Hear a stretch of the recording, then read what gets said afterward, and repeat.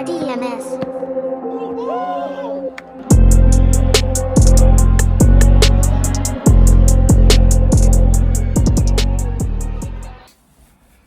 Hello everybody, my name is Tyler. I'm a jumper at St. Francis University, and in this video we're going to be going over a technique review and reviewing why one of my jumps last year was 2 feet further than one of my jumps this year at indoor conferences. So let's get right into it. Hope you guys enjoy. If you haven't, please subscribe, maybe leave a like too. Thanks. Okay, let's start as everybody else does with an approach. This is a 9-step approach for my indoor jump of 46 feet. I think looking back at my jumps from my indoor this year that I should be going from a closer mark. I think 9 steps is too much and it's killing my speed through the board. Okay, next we're going to look at the takeoff. I think my knee position can be better in this picture. As you can see by the red, this is the poor angle of my jump, and from the green, this is what I'd rather have it look like. I think that this rushed first phase and cycle makes it really hard for me to control this whole jump. I also think I can attack the ground coming through the first phase more. Check out that second phase, that knee drive looks great. And overall, I think my arms could use some work. It's kind of killing my whole rhythm whenever one of them's behind or one of them's a little bit slower than the other. Really going to emphasize this next mistake because it can do a lot to my jump. This position right here is really hard to get a second phase out of. As you can see here, the knee drive is not very good coming through that first phase. And that knee drive is very important to getting the rest of this jump in the air. Okay, now let's take a look at my 48-foot jump from outdoor. This is a 7-step approach, and as you can see here, a little bit better knee drive and more patience, but still could be better. This is kind of hard to see, but this knee drive is much better, which sets us up for a much better introduction to the second phase. As you can see, this is a much more stable and high and controlled second phase compared to our indoor jump. And for the last phase, I think overall it's pretty good. The knee drive is good and the landing is fine. So what really sets these jumps apart? I think something that's setting these jumps apart a lot is the approach. One approach is 2 steps or 4 steps longer than the other, which would usually mean more speed, but can lead to less power. I also think that I'm forcing my swing leg, and it's making my whole first phase messed up because I'm tending to kick my own butt and literally slow down my whole jump. I also think that I can be more patient with my arms.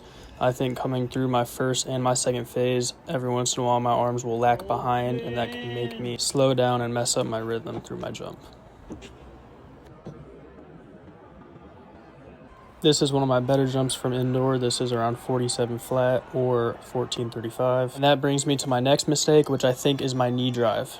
I think my knee drive can be greatly improved through my first and my second phase, which should help me get better balance and more pop off the ground. Okay, these next 2 jumps are also pretty good jumps and a little bit better videos. In this first one, I want you to emphasize the big shapes that I'm making in the air. As you can see here, long and patient first phase, good ground contact, and into a long and patient second phase. And I slowed this down to show you how poor my knee drive is, and that's why I get sideways in the air. This last jump I'm going to show is actually my best jump of the indoor season, but I stuttered into it and the phases were just very good. So let's break it down a little bit.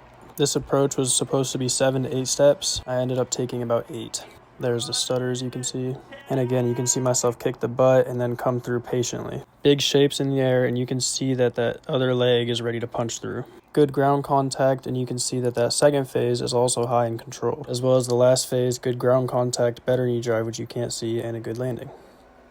I think the biggest problem in my poorer jumps is the first phase and the big shapes coming through the first phase and how patient I can be. So with that, let's compare shapes really quick from the first phase of my 46-foot jump to the first phase of my 47-foot jump. Here's the first phase of our 46-foot jump. As you can see, the knee drive is pretty poor and not very high. And here is the knee drive of my second phase of my first jump, which is actually pretty good. Okay, now to compare to the 47-foot jump. I made sure to slow this down a lot so you can really see how big these shapes are and how long my legs get in each one of these phases. This should be the ideal position for most jumpers, but it really just depends on form and technique. So overall from this video, I think the main things I can work on are overall my first phase. I think the shapes in the air can be better. I want to go from this back to this.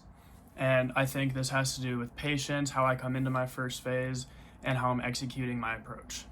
Although I think speed is very important, I do think that I am going from too far back on the runway My current approach is 9 steps, and I think last year my 48-foot jump was from 7 steps, and this year my 47-foot jump was a stutter from around 7 or 8 steps. So I think my approach may be too long, and I also think that my first phase can use a lot of work. Like many people may have told you, whether you're an experienced triple jumper or a new triple jumper, your first phase sets up your whole jump. Without a first phase, you're not going to hit those goals you want to hit. So with that said, I think everything that I'm going to be training for in the future will be built off of my first phase. Okay, I know this was a short video, but this was just a technique breakdown. So I appreciate you guys watching. If you have any questions, please comment and let me know what I can do to help you.